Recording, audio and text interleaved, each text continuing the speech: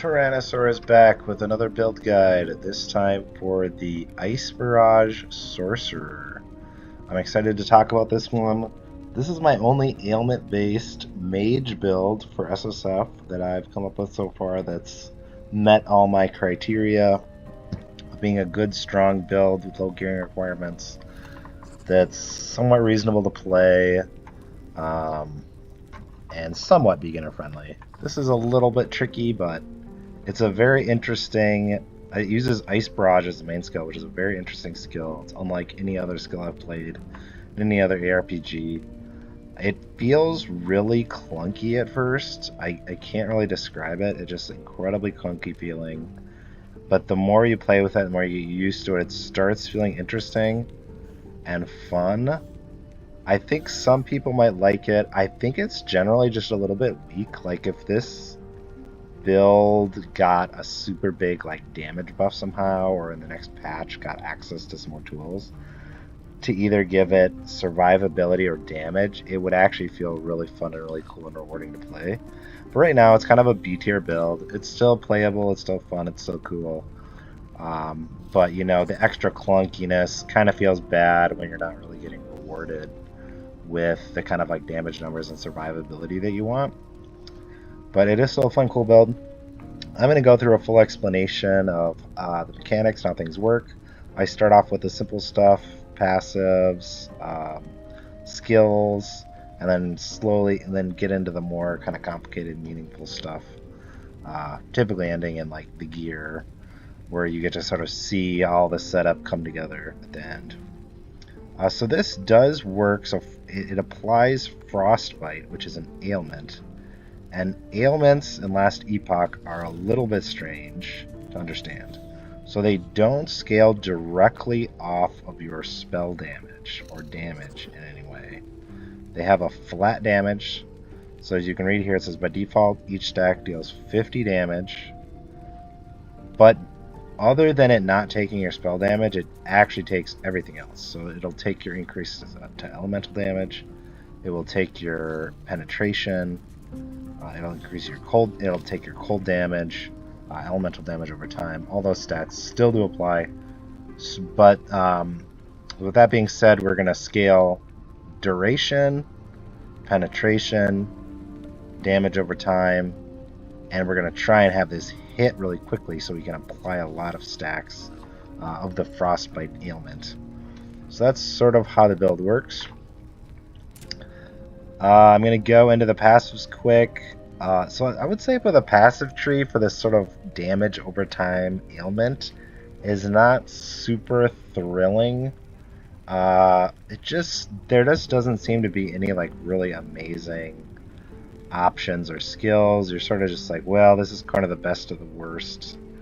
That's kind of the feel I get from it, but I'm sure there's other ways to build it. It's how the last Epoch rolls. So you'll always think of new tech, especially if they make changes. This is my bread and butter mage passive tree. Intelligence, defense, ward retention is a really strong stat. 10% for 1 point is the best you'll find in the tree. And then cooldown recovery speed for teleport, which we use, and 10% cast speed, pretty good. The Rune Master stuff, I think I took this last. You're just kind of a squishy build, so Transcendence helps you get a little stronger. This does work for damage over time, because you get a buff where you deal 15% more damage. So, and you'll be hitting a lot with Frostbite, so you just need to hit with one of the shards. So you're not a crit build. Yeah, elemental damage over time can't crit. But this will give us the buff, which will give us to do more damage. So I think this is a pretty decent choice. And then this is just absolutely epic, mandatory on every build. 8% less damage taken and a bunch of flat health. Super amazing. So I didn't know if I was going to go Rune Master or Sorcerer, but I think Sorcerer generally has more of the tools you want. Although neither tree is great. We're going to start off with just some mana and ward per second to sort of get the tree going. We don't really need crit, we don't really need mana, we don't need spell damage, so these are kind of the normal 3 you'd be interested in. Don't take. This could definitely have more stacks. It could have 3, 4, 5. I guess I just wanted the move speed as most important. You don't cast a ton. You're not like spam casting with Ice Barrage. So it kind of makes sense to have less, but I think getting more makes sense here. So this is really nice. 40% frostbite and cold damage. This is probably like the all-star on the whole tree, which is available to Rune Master too, so that's good. We do also get cold penetration and leech. So then you get into the actual sorcerer. We do use freezer multiplier. So 200% freezer multiplier is very good for our builds. It will be scaled with one of the uniques we're using, so that's important to remember. This sort of intelligence mana isn't very good. I would probably look at swapping that out first if I had to swap something out. This is nice because we do get a little bonus from elemental resistances based off of unique, and we get some damage. And then the stun chance is actually okay. You hit so often. Ice Barrage fires really fast, so getting some stun is decent. I don't know if this is the best. This isn't like the most thrilling to take 8 points, but it's okay. This is actually pretty decent because we don't really need mana or use too much mana with this build. We're not really spam casting. Ice Barrage lasts like 8 seconds. And the thing that I didn't understand about damage out to mana before health, you read that and you're like, that's horrible. But actually, each point of mana absorbs 5 health points. So if you take, if you take a hit for 1,000 damage, that's going to knock off 200 mana. If you had 100% damage out to mana before health.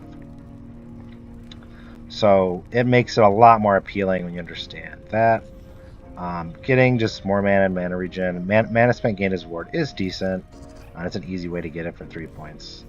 And then the increased cooldown recovery speed at 24% is really good, especially because we're not stacking intelligence. So there's a way that Rune Masters can get cooldown recovery by stacking intelligence. But for elemental damage over time, intelligence is not a very great skill, or not a very great attribute. So we have like very low intelligence. We're at 30 right now. Because it gives you, we're not using the spell damage directly, and we don't need it for crit because we're not critting, and we don't need it for the Velatria's set to get flat spell damage because we don't do spells. So this is pretty much all mage builds that aren't this one are going to stack intelligence, but for this particular one, we're not. But we do want cooldown recovery speed. Cooldown recovery speed is more teleports and more flame wards. I say this in all my guides. Flame ward, you go from being paper to basically invincible when it's up. So you want more flame wards. So the cooldown recovery speed is very good. So that's what we got. The passive trees tend to be pretty vanilla, just kind of stat stick stuff most of the time. More damage, more survivability, more cooldown. There's usually not anything like too difficult to understand. Next, we're going to go into skills. I think just like talking about Ice Barrage right away would be good. So the Ice Barrage tree is actually really chill. You don't even need like these 6 entire points. This one's okay defensively. You get some ward on hit. And then this you get a little more freezer multiplier. That's great. But really, I mean, just the basic. You can get Ice Barrage going even at like level, 18. Before in like early end game or something, you haven't even gotten the skill maxed yet. And it can really cook out some serious damage. You basically go over here. These don't do anything. This gives you 100% pierce, which is pretty much mandatory. I mean, totally mandatory. You gotta be piercing stuff. And then 200% frostbite chance per shard. And you are absolutely pumping out shards. So this is very strong, very good early end game. It'll just be obliterating things. Besides the kind of clunkiness of Ice Barrage. We're going to make it last longer, so it lasts 5 seconds by default. Going up to 8 seconds. And then we're going to grab Fire Rate. So we've got our Pierce, we've got our Frostbite Chance, we've got our Duration, and then the rest is Fire Rate. So we're going to huge Fire Rate bonus there, huge Fire Rate bonus there. So it goes from, you know, firing at 100%, we get another 100%, and then another 25%. So they're sort of like more damage multipliers, because the faster you hit, you the more frostbites you inflict. So end up being the best way to scale damage for Ice Barrage. And that's it for Ice Barrage. You kind of want to leave it up, get it rolling, get your stack. It doesn't take too many hits to get the stacks, but if you can leave it up rolling, so you get all your stacks and fire rate. And sort of the skill kind of like starts off a little slow anyways. So if you can sort of just like leave it up cooking, so you can see when it first starts, it sort of like moves a little slow and funky, and then they really start cranking out. So you can keep them in a mode where they're really cranking out. That's going to be a big damage boost. The other fun part about this is you get to use Black Hole. So you literally get to go up, cast an Ice Barrage, and then suck everything in and watch them be frozen, because you have a huge freezing multiplier. So they're just going to be frozen and sucked in and getting pummeled. So it's pretty cool. I think it's very like thematic Mage and just sort of fun, and I haven't found a convincing way to work in Black Hole into other builds. But this one, it works really, really well then, so super cool. The tree is pretty straightforward. We're actually just using Black Hole for pull. We don't care about the damage at all. Pull strength, pull area. The seeking isn't super amazing. It's just, but you don't really have anything else to spend points on, and it's kind of a cool effect. It can sort of search after enemies a little bit. Huge duration boost, and then some recast. Overall, though, we want to focus on duration and pull strength and pull area for Black Hole. Very cool effect. The last three skills are just pretty much defensive and utility options. We have Static Orb. The main point of Static Orb is to literally just get Lightning Aegis. Lightning Aegis gives you 25% less damage taken. You have to have it at all times. It lasts for 8 seconds with this tree, so you just cast it every 8 seconds. There is a little caveat: if you take 25% of your total health, you will lose Lightning Aegis. So if you take a big hit, you might need to cast it right away again. But other than that, everything else on this tree is basically useless. I go and take the less mana. There is a crazy world where you do something else, but I think just going like this, Static Orb's free mana, it's only 6, -6, -26, and then you just get free Lightning Aegis, is the way to go. You really need the damage reduction, so I think this is pretty important. Flame Ward is your other huge damage reduction thing. This one you won't have up all the time. It lasts for 3 seconds, and then you'll get 36% more, so it lasts, about 4 seconds. And while it's up, you are extremely tanky. Gives 30% less damage taken. And then you'll come over here and get 40% less damage taken. And eventually you'll get a few points into this. If you late game, you can get all 4,000 armor, which is crazy. And then you're going to get some ward retention, some flat ward, and it's going to cast automatically when you're stunned. So just super, super amazing. You'd be like crazy tanky. You go from being like paper to being like tanking, huge hits from the top bosses with Flame Ward. So Flame Ward is amazing, and another reason why getting cooldown recovery is super, super good. More Flame Wards means more time you're basically invincible. So Teleport is another really interesting one. The main reason to take Teleport, other than the utility, obviously you can get around, you go anywhere instantly. It has a pretty short cooldown, just a few seconds. But this out of body is really strong. It converts a percentage of your health into twice as much ward. So every time you do it, you can see my health goes down and I gain a lot of ward. 400, 500 ward. And, if you can survive for 10 seconds or something, you're going to end up gaining like 2,000 ward, which on kind of a squishy build without much other ward generation option is really good. And then you will gain the health back automatically. you have access to Leech through the Blessing, and then we talked about it in the passive tree. This one, Cold Damage Leech. So the life you lose, you'll essentially be getting back through Leech, like instantly. So that is out of body. You also get ward retention. 50% is very good. This one doesn't particularly matter.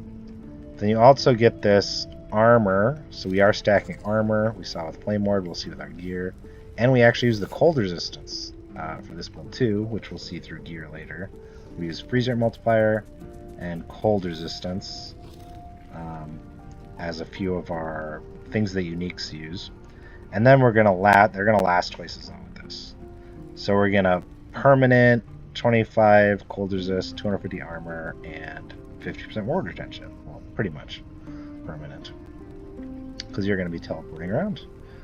And that's it. I touched on all the skills.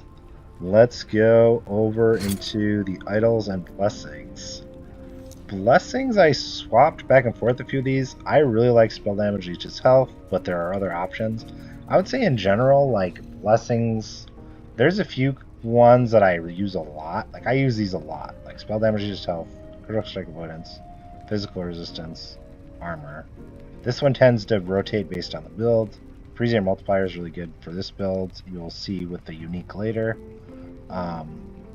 But there's always other options. It really depends on your gear. If you happen to get a good piece of gear with, you know, really high crit avoidance, you can swap this out. This one you'll usually swap out with Frailty if you don't have Frailty on one of your gear pieces. Then this one really should be this. Shred Cold is okay, but not. This is the one you want, the Grand Mob Artor. The fact that this isn't this is sad. But sometimes you just don't have the gear. You know, if I was really into this build and like min-maxing, you would definitely use this because it's a big damage boost. Let's go back to our inventory. So another way I said we were going to scale damage is with Frostbite duration. So getting a couple of high rolls on a few of these. I feel like 50% duration is pretty good. There's actually these two. Chance to apply Frostbite and hit with cold skills, which is a really decent damage boost as well. So this particular build with these Frostbite, it's really tough with your idol slots to pick, like which you kind of just want all of them to be these custom special idols because they give you so much access to damage. I feel like the duration are some of the best ones because we don't really have any other way to get duration. We're gonna do these two, and then it's the Frostbite Shackles give you 30. But other than that, it's you know, they tend to be pretty pure damage multipliers because we don't really get very much from this. Whereas this is very, very good, but we do, especially later. I think these are better like early on, but later on we're gonna get 200 here, 130 here, 200 from Ice Barrage, and then another 40 from the tree. So the more you get it from other sources, it starts diluting the value of these particular ones. But it really depends on your gear, where you're at in the season. I mean, you're not going to start the season with, you know, T7. These Mage mods tend to be a little bit rare, so you need to keep your eye out for them. And then I really like these increased healths. It's just, this build is just kind of squishy. It takes advantage of these increased healths.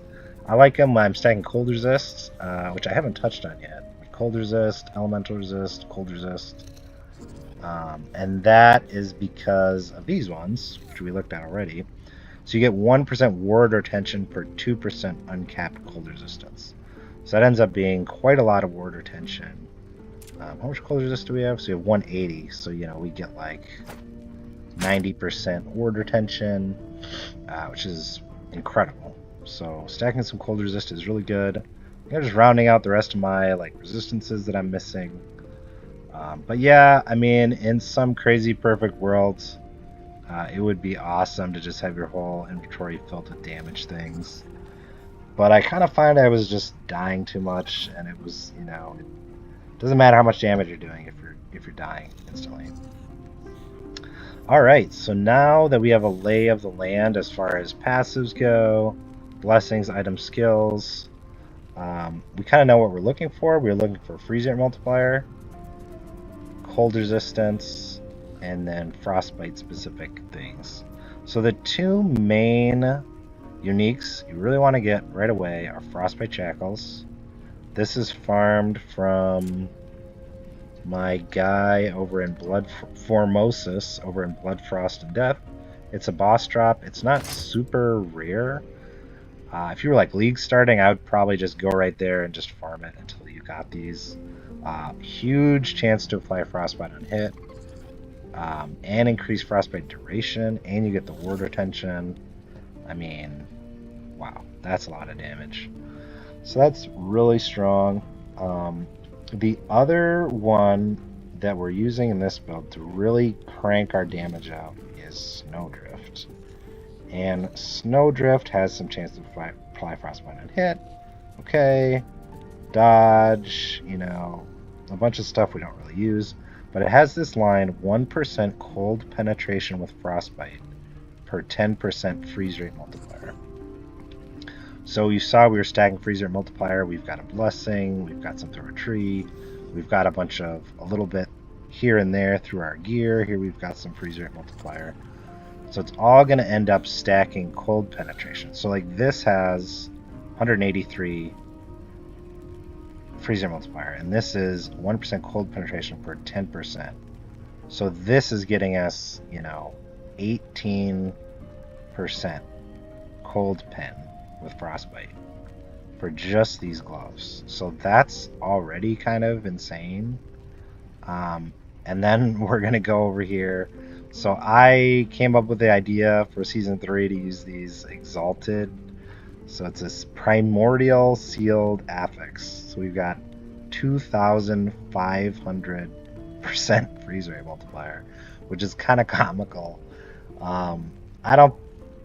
This is kind of what I think. If you go for, you could do like a T8 increased elemental damage over time too. I think that would be about the same. It is kind of thematic and fun to go with freeze rate multiplier. You will end up really chain freezing a lot of enemies, which is pretty fun. And then yeah, so this is 250% penetration thanks to these boots. So that is just a shocking amount of damage. So super cool synergy there and option. Yeah, I think elemental damage over time is also really, really good, because that thing goes crazy at T8. Might even be more damage, but I never got a T7 elemental damage over time. So sad for me. So those are the main ones. These are kind of your really important ones that you want to get right away. Having a high increased elemental damage over time and or freeze rate multiplier, get T6, T7, or T8 is probably the next most important. And then there's some other really good options that you have. Snowblind is really good. You can get really good LP with this because it's only level 10 required, and it has freeze rate multiplier as one of the stats, a ton more armor, and then you get cold resistance. So cold resistance for the gloves, freeze rate multiplier for the boots. So it already has the stats, and you get a ton of armor, 130 base, and then you get these huge more armor multipliers. And then you can slap on, you know, I think chance to apply frostbite on hit is the best. I don't even know if cold penetration, I mean 40% cold pen is always going to be pretty good, but we're getting so much through freeze rate multiplier and the boots that it's probably not that important. But anyways, you can get some good mods. Just the chance to apply frostbite on hit is the best mod on there. So I also ended up with Unstable Core. I think the extra damage, the plus skills, you sort of have like infinite mana, and then you can slap on. It is actually pretty hard to get a T7 chance to apply frostbite hit with cold skills. It's a super rare mage mod, and you know, I ended up getting 2 or 3 chests pieces with it, and they just were like terrible, unsalvageable, terrible garbage. So I ended up just throwing it on a decent unique base. The best unique bases are like Unstable Core, and then there's the Static Shell. And you can use there's other options, but kind of pick your favorite unique base and throw it on them. Or, I think a perfectly rolled Epic one. Like if you had this along with, a few other really good stats and like what if you got like T6 increased health or something? It'd probably be better than this. But this is a good option. I do think Evolution's End is strong with a health. You just get a 1 LP one with +2 skills, good all res, and then put health on it. I think that's the way to go. The +2 to all skills is nice for this build. You kind of, a lot of the different skills you get to take advantage of it really nicely. We really are health starved in this build, so just getting health on there. And resistances are really tricky for this build. I think I end up going like unique, unique, unique, unique, and then you have some pressure to sort of get like damage and health through other parts of your gear. So I found just like the all resistance was really good. And hey, who doesn't love a Rift Beast coming out to fight for you? The rest of the gear is pretty basic. Elemental damage over time, and then fill out whatever you can with critical strike avoidance, resistances, health. This one I've got some damage and this cold resistance to go along with the gloves. You can roll elemental damage over time on your belt, which is cool. If you need poison resistance, you can do that. Cooldown recovery speed is the most important one for this slot, because you want more flame wards. And then I think like a hybrid health is usually better than poison resist, but gotta get your poison resist somewhere. So this one you'll be able to get an elemental damage over time. So this has good high flat health, and the frailty chance is really good. So one frailty mod lets us take the blessing, so you end up getting a nice flat armor blessing instead of taking frailty. And then the increased healing effectiveness does nothing here. That's a dead mod. I like to just call out my dead mods. Intelligence is kind of a dead mod here. I think that's my only dead mods. Oh, the fire resist here is dead mod. But everything else is legit. Yeah, everything else looks legit.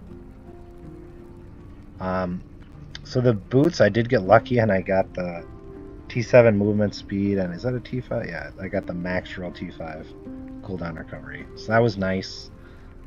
This is only a level 23 though. So you got level 23, level 10, some easy uniques, and this one you can target farm off a boss. Yeah. So not too bad there. So overall, I think the gearing is not bad. You can sort of target farm a few of these.